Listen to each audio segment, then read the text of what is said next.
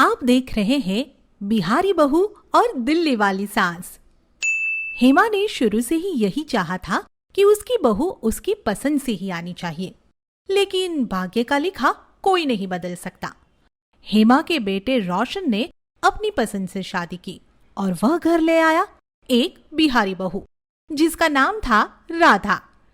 हेमा बहू को बिल्कुल पसंद नहीं करती थी।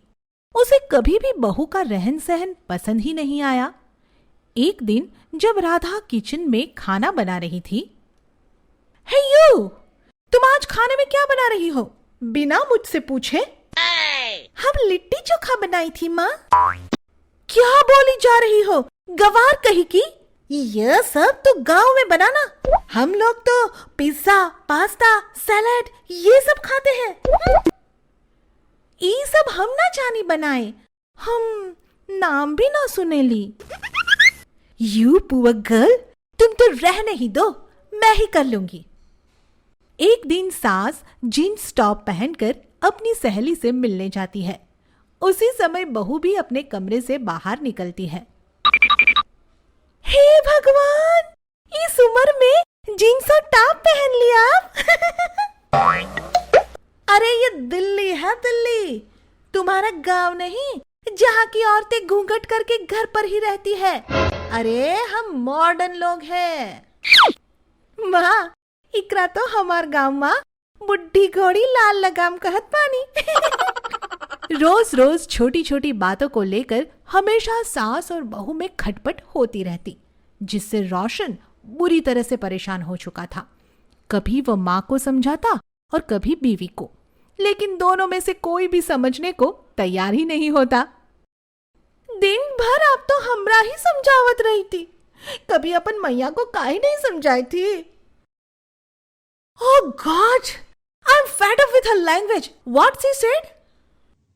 Calm down, Mom. I will handle it. माँ बेटा का बोले हथी, हमरा समझ में ना आई। एक दिन सास के बचपन की सहेली मिलने आती है। ऐसे में ही हेमा अपनी बहू राधा को मना करती है कि वह अपने कमरे से बाहर ना निकले। हेमा को डर था कि राधा के रहन सहन और बोलचाल से कहीं उसकी सहेली उस पर हंसने ना लगे, लेकिन इस बात से राधा को बुरा लगता है और वह कमरे में ही रहती है। Hey, where is your daughter-in-law?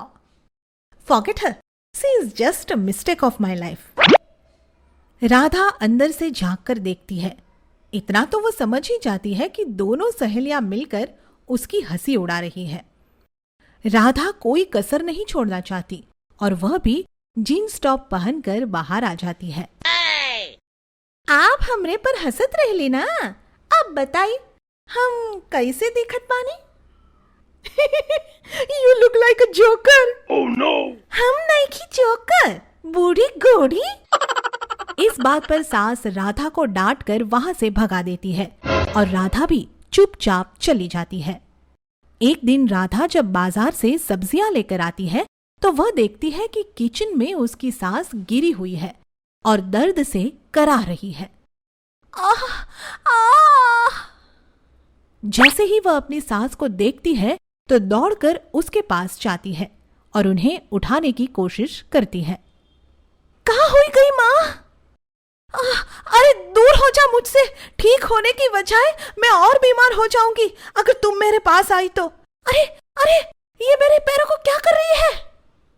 ये जो ऊंची हील की सैंडल पहन ली थी, ओकरा से गिर ली थी। बड़े आए दिल्ली वाले। अरे अब चुप भी करेगी और मुझे जरा उठाकर कमरे में ले चल। अब राधा पूरे 4 दिन अपने सास की देखभाल करती है और उन्हें बिस्तर से भी उठने नहीं देती। जितने भी काम होते हैं वो खुद ही करती है। रोशन जब टूर से वापस आता है तो उसे अपनी माँ की हालत के बारे में पता चलता है और तब सास अपने बेटे से कहती है, मैंने राधा को बहुत गलत समझा। उसने उस समय मेरा साथ दिया जब मैं अकेली हो गई थी।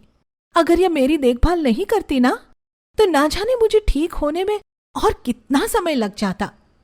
कोई ना माँ, अब हम तोहार खातिर लिट्टी चोखा बना दे ही। हाँ हाँ, बना देना और मुझे भी सिखा देना।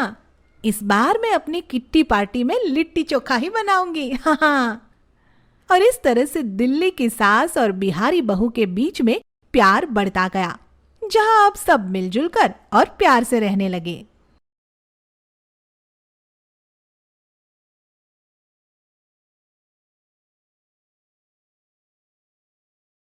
आप देख रहे हैं कहानी निर्लज्ज बहू। अंतरा शुरू से ही बहुत फैशनेबल किस्म की लड़की थी और उसे किसी की भी रोक टोक बिल्कुल पसंद नहीं थी। लेकिन उसकी शादी सीधे साधे रौनक से हो जाती है। अरे बहू, जरा मेरे लिए चाय तो बना कर ला दे। देख ना, सुबह से सिर में दर्द हो रहा है। अरे माँ जी, वो क्या है ना, मैंने MBA किया है और आप चाहती हैं कि मैं आपके लिए चाय बना कर लाऊं? मेरे पापा ने मुझे क्या इसलिए पढ़ा लिखा कर इस लायक बनाया है? अरे पापी, अपनी सास के लिए एक कप चाय बना देगी तो क्या तू छोटी हो जाएगी? सास का ऐसा बोलने का अंतरा पर कोई फर्क नहीं पड़ता और वह चुपचाप वहां से चली जाती है, जिसे देखकर सास मन ही मन परेशान हो जाती है। अंतरा हमेशा अपने मन की ही करती है और छोटे छोटे कपड़े पहनने से भी बिल्कुल नहीं डरती। अंतरा, तुमने कितनी छोटी स्कर्ट पहनी है, माँ को बिल्कुल भी अच्छा नहीं लगेगा। स्कर्ट मैंने पहनी है, तुम्हारी माँ ने नहीं, जो उन्हें अच्छा नहीं लगेगा। मेरे पापा इस शहर के सबसे बड़े बिजनेसमैन हैं। उन्होंने तो कभी मुझे रोका टोका नहीं, तो तुम मुझ पर क्यों लगाम लगाने लगते हो? मैं तो इसलिए कह रहा था कि तुम्हारे इस पहनावे से घर वालों को परेशानी ना हो, लेकिन तुम मेरी बात समझती कहाँ हो। तभी उसकी सास वहां आ जाती है। यह तुमने क्या पहन लिया है बहू? खुद की नहीं तो हमारी इज्जत की तो सोचो। इतने छोटे कपड़े क्या घर की बहू पहनती है? अरे अगर आप ना पहनती हो तो मैं क्या करूं? मेरी फ्रेंड की किट्टी पार्टी है और वहां पर यही ड्रेस कोड है, इसलिए बेहतर होगा कि आप चुप रहें और मुझे जाने दें। मेरे पापा ने जो मुझे इतना दिया है, मैं कुछ भी पहन लूं, मेरी मर्जी। हर बात में अंतरा घर के लोगों को नीचा दिखाती, जिस वजह से पति और सास को बुरा लगता है। एक दिन फोन में अंतरा अपनी फ्रेंड से कहती है, क्या करूं, ऐसे गवारों के पल्ले पड़ गई हूँ। इन्हें तो फैशन की नॉलेज ही नहीं है, न जाने इनके साथ मेरा जीवन कैसे कटेगा। क्यों रे, तू हमारे बारे में क्या बोली जा रही है? क्या तुझे हम खाने पीने को नहीं देते या तुझे अच्छे से नहीं रखते? जैसा भी रखते हैं ना, मुझे पसंद नहीं आता। मेरे पापा ने तो मुझे राजकुमारियों की तरह रखा है और यहाँ एक दिन खबर आती है कि अंतरा के पापा को हार्ट अटैक आ गया है। इस वजह से अंतरा बहुत परेशान हो जाती है, लेकिन ऐसे समय में सास उसको संभालती है और उसे अपने पापा के पास जाने को बोलती है। ऐसे समय में आप मेरा साथ देगी, यह तो मैं सोच भी नहीं सकती थी। कोई नहीं बेटा, तुम जाओ, 2 दिन बाद आराम से आना, यहाँ की चिंता बिल्कुल मत करना। अंतरा खुशी से अपनी सास के गले मिल जाती है और वह अपने पति के साथ पापा से मिलने चले जाती है। 2 दिन बाद जब अंतरा अपने घर आती है, तब वह दरवाजे से ही देखती है कि उसकी सास बैठकर अपनी सहेली से बातें करती है। कहाँ गई वो तुम्हारी छोटे कपड़े वाली बहू, जिसे ना कोई काम आता है और ना ही तुम लोगों की इज्जत करना।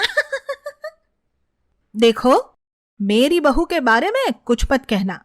अगर वह छोटे कपड़े पहनती है ना, तो उसे हमने ही इजाजत दी है, और रही काम की बात, अब तो वह मैं उसे सिखा दूंगी। आखिर मैं भी तो उसकी माँ हूँ। यह सुनकर रोते हुए अंतरा दौड़कर अपनी सास को जोर से गले लगा लेती है और माफी मांगती है। मुझे माफ कर दीजिए माँ जी, मैंने आपको ना जाने क्या क्या कहा, लेकिन आपका दिल बिल्कुल साफ है। अरे चुप कर पगली, रो मत, मुझे बुरा नहीं लगा। इसके बाद सास बहू प्यार से और अपनेपन से रहने लगती है और अंतरा भी घर के कामों में हाथ बटाने लगती है।